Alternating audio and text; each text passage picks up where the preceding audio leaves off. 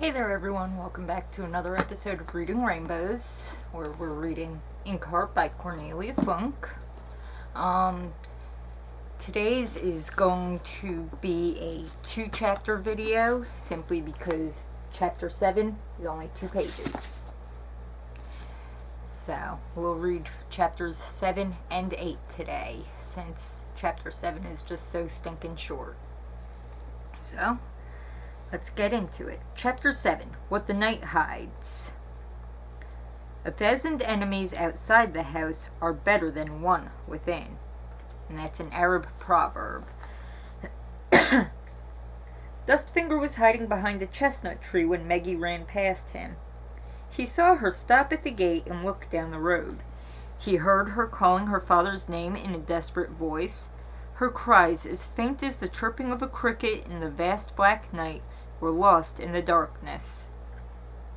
And when she gave up, it was suddenly very quiet, and Dustfinger saw Meggie's slim figure standing there as if she would never move again. All her strength seemed to have forsaken her, as if the next gust of wind might blow her away. I know that feeling quite well. There have been quite a few times in my life where I've felt like that, where something happens and it's just like I suddenly just deflate and I feel like the smallest breath of wind would knock me over. Yeah, it's just like that total and utter despair where it's like nothing else could possibly be worse than this. Yeah. It's just total and utter defeat. Yeah, how can you get past this? She stood there so long that Dustfinger eventually closed his eyes so as not to have to look at her. But then he heard her weeping, and his face turned hot with shame. He stood there without a sound, his back to the tree trunk, waiting for Meggie to go back to the house. But still, she didn't move. At last, when his legs were quite numb, she turned like a marionette with some of its strings cut and went back toward the house. She was no longer crying as she passed Dustfinger, but she was wiping the tears from her eyes, and for a terrible moment he felt an urge to go to her, comfort her, and explain why he had told Capricorn everything. So, he is working as a spy for Capricorn? Yeah, he seemed so afraid of Capricorn. So, I don't know. Why would he tell Capricorn everything? Why would he call for Capricorn to come there? Doesn't he know that Capricorn is going to hurt everyone? But Meggie had already passed him and had quickened her pace as if her strength were returning. Faster and faster she walked until she had disappeared among the black trees. Only then did Dustfinger come out from behind the tree, put his backpack on his back, pick up the 2 bags containing all his worldly goods, and stride off toward the gate, which was still open, the night swallowing him up like a thieving fox. And then, Chapter 8, Alone. "My darling," she said at last, "are you sure you don't mind being a mouse for the rest of your life?" "I don't mind at all," I said. "It doesn't matter who you are or what you look like, so long as somebody loves you." And that's by Roald Dahl, The Witches. Eleanor was standing in the brightly lit doorway of the house when Meggie came back. She had put on a coat over her nightdress. The night was warm, but a cold wind was blowing from the lake. How desperate the child looked, and lost. Eleanor remembered the feeling. There was nothing worse. "They've taken him away!" Maggie's voice almost choked in her helpless rage. She glared angrily at Eleanor. "Why did you hold me back? We could have helped him!" Her fists were clenched as if she wanted to hit out blindly. Eleanor remembered that feeling too. Sometimes you wanted to lash out at the whole world, but it did no good. None at all. The grief remained. "Don't talk such nonsense," she said bluntly. "How could we have helped him? they'd just have taken you too, and how would your father have liked that? Would it have done him any good? No, so don't stand around here any longer. Come indoors. But Meggie didn't move. They're taking him to Capricorn, she whispered, so softly that Eleanor could hardly make out what she was saying. Taking him where?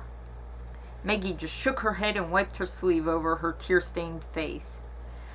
The police will be here any minute, said Eleanor. I called them on your father's cell phone. I never wanted one of those, but now I think I'd better get one after all. They simply cut my phone line.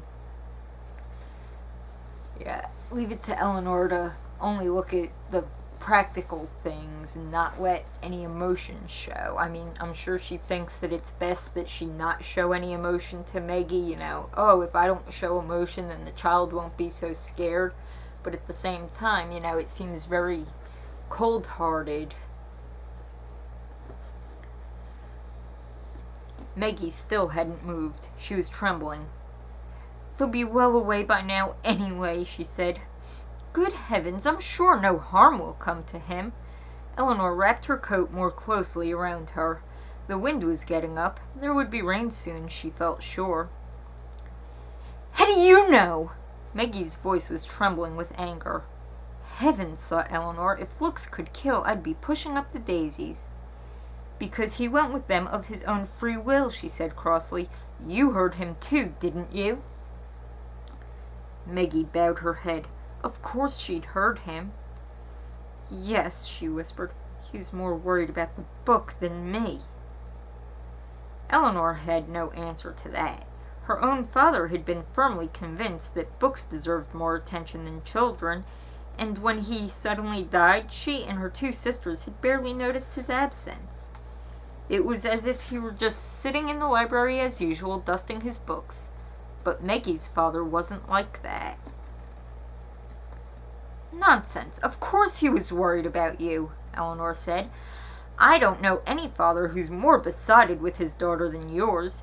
You wait and see. He'll be back soon. Now, do come in. She reached out her hand to Meggie. I'll make you some hot milk with honey. Isn't that what children get when they're really miserable? Hot milk with honey? I don't know. Unless that's an Italian thing, but to me that's just ugh.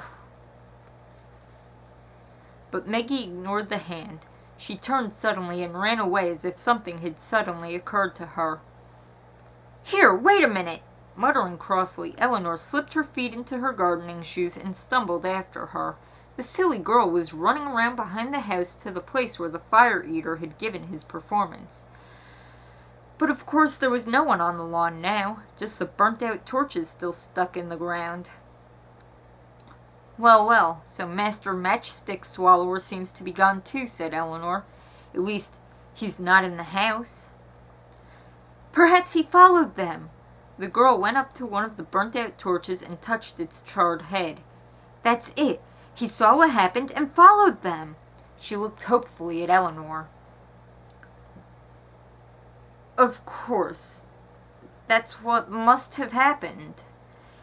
Eleanor really did try hard not to sound sarcastic. How do you think he followed them, she added silently in her mind, on foot? But instead of saying so out loud, she put a hand on Meggie's shoulder.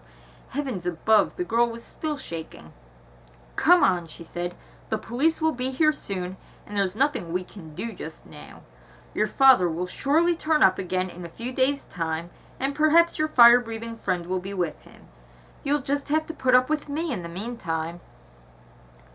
Meggie merely nodded, and unresistingly let Eleanor lead her back to the house. On one condition, though, said Eleanor as they reached the front door. Meggie looked at her suspiciously. While we're here on our own, do you think you could stop looking at me as if you want to poison me all the time? Could that be arranged? A small, sad little smile stole over Meggie's face. I should think so, she said.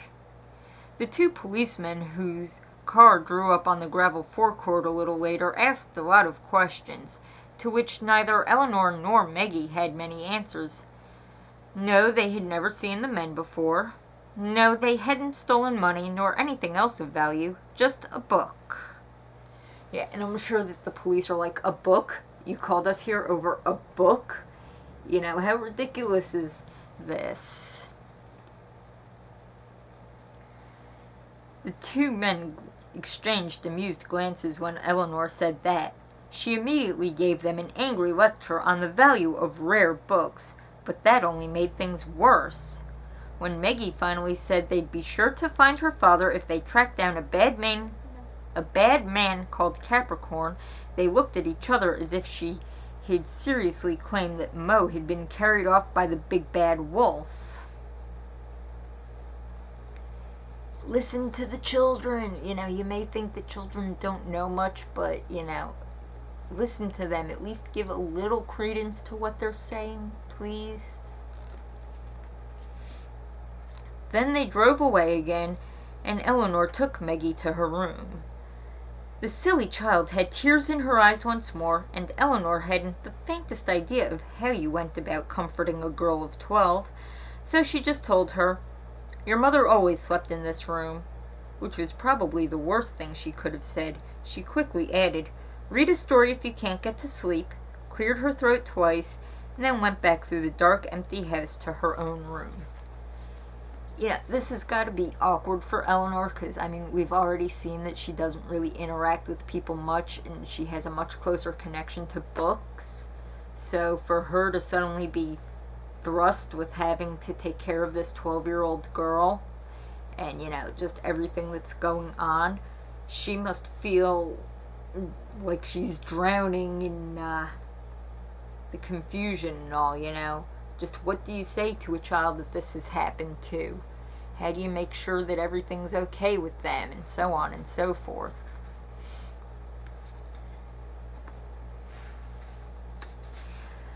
Why did it suddenly strike her as so big and so empty? In all the years she had lived alone here, it had never troubled her to know that only her books awaited her behind all the doors. It was a long time since she and her sisters had played hide-and-seek in the many rooms. How quietly they always had to slip past the library door.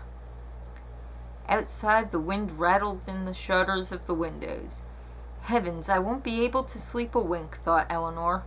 And then she thought of the book waiting beside her bed, and with a mixture of anticipation and a very guilty conscience, she disappeared into her bedroom. That's the end of that chapter. Thank you so much for watching. Again, I'm gonna ask, do you like having just one chapter a day? Yeah, normally. I mean, if they're super short chapters, I'll do 2, but yeah. Do you like having just one video a day? Or would you like me to step it up to 2 videos every day? Yeah, let me know how you think I should proceed. I mean, for now, I'll just keep going with the 1 chapter each day, but, yeah, let me know what you think, and I will see you next time. I hope you have a great day.